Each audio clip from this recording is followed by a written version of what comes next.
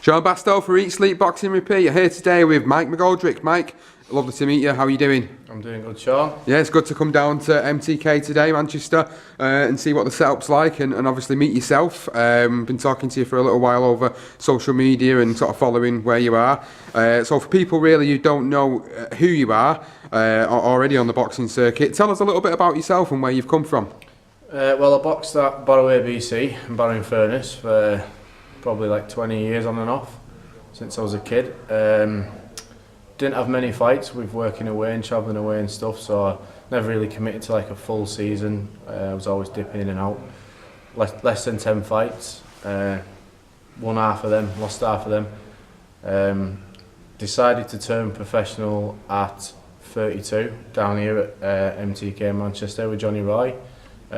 Really sort of inspired by what some other local lads were doing, Ross Cooksey and Liam Conroy, who boxes down here as well. And I just want to see what I can achieve before it's too late. So, like you saying earlier, you was a bit in and out of boxing, really.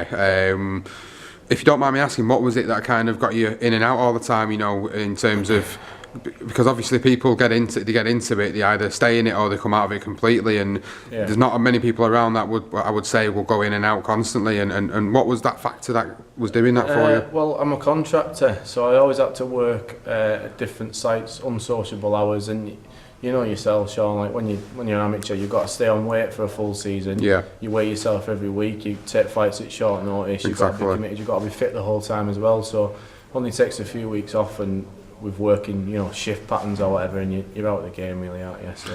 Yeah, no, and it's understandable. Obviously, you just said it all on nail on the head job there. Really, obviously, you've got to stay on weight. You've got to be there all the time. You've got to be in the gym practically all the time to stay on weight as well. So, you know, it's a bit of a hard graft really when you look at it from that perspective. So it's understandable. But now, like you said, you're 32. You've had sort of less than 10 fights. Won half, lost half. Do you feel you're ready now at the age of 32? Now you've sort of matured as a person, and you think you're ready for the professional game now? I mean, I don't think I was ready mentally when I was younger as well. With not being able to commit. You know, if I was ready, I probably would have turned down shift work and money and committed to it, wouldn't I? So yeah, I feel like mentally I'm in a miles better place now to do it. Boxing wise, I feel better now. I feel stronger and stuff. So I feel like I've learnt loads over the years. I've boxed on and off 20 years. I've been in the gym like on and off all that time, so I have been training and learning stuff, and I watch a lot of boxing and stuff as well, so it's not like I'm a total noob coming in at 33. Absolutely not, no, yeah. But well, the thing is, there's people that have started late on in the career and still been successful. So you can't really sit there and say age. They always say age is nothing but a number, and it's true because it does happen. People can still become successful in the game, even turning pro at 32. I mean, God, we've seen people turn pro at 36, 37 and still go on to do something decent in the game. So no, it's good that you've made that dedication to it now, and you're over here at MTK. How did that come about? Really through Liam, if I'm honest, Liam Conroy. Just asking him if I could come down a while ago and train, and then I ended up meeting another guy down here who was like a fitness coach, strength and conditioning coach. So I was doing a little bit at weekends now and again. Did a little bit with Johnny when he did some seminars locally. That's really how I first met Johnny, and then just come down when he had some spare time and did some training in between stints at Barrow.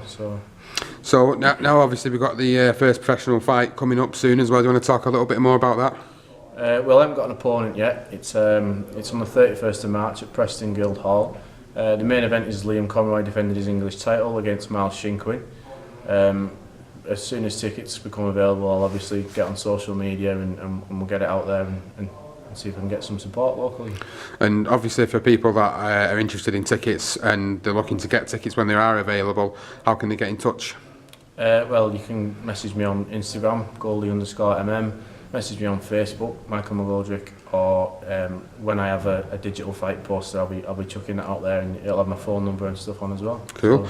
So. And in terms of sponsorship, I was looking at social media. I think it was yesterday or the day before, and I noticed that you got someone local to get on board with you, which is great. So give them a shout out straight away because they just jumped on, haven't they? I've been pretty lucky with sponsorship because I'm quite an active person on social media as well. So as soon as I started off, I had people wanting to support me financially. I had Furnace Tiles and Flooring, Subplot Records wanting to sponsor me straight away and help me financially.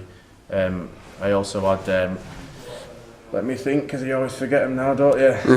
I'm putting you on the spot, and he's. There you are.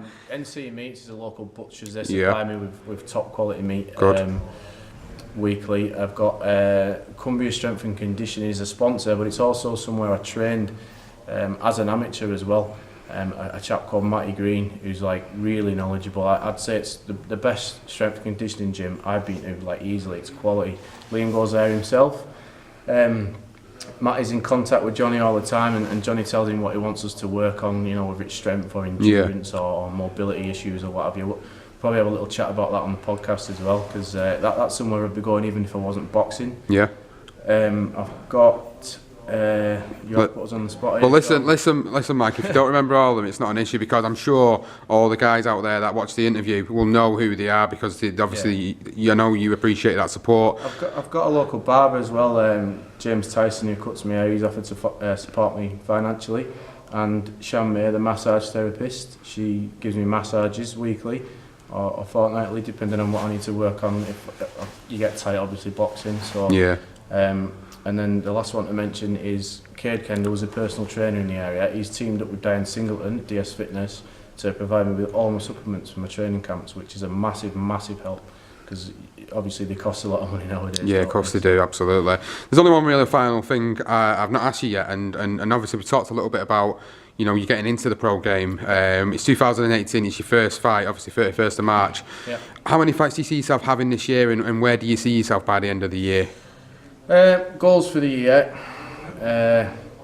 maybe 4 or 5 professional fights, clean record, good performances in each one of them, doing what I'm doing in the gym, with sparring and stuff, not losing my head and trying to impress people and getting, you know, losing or getting knocked out or anything like that. So 4 or 5 fights, clean record at the end of the year, and then moving on from there, possibly challenge for a local area title or something like that in the future.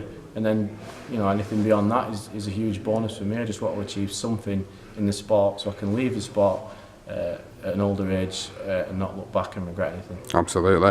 Well, Mike, thank you very much for speaking to us. We'll obviously see you in action on the 31st at the Preston Guildhall. Hopefully. Cheers, Mike. Thanks, mate.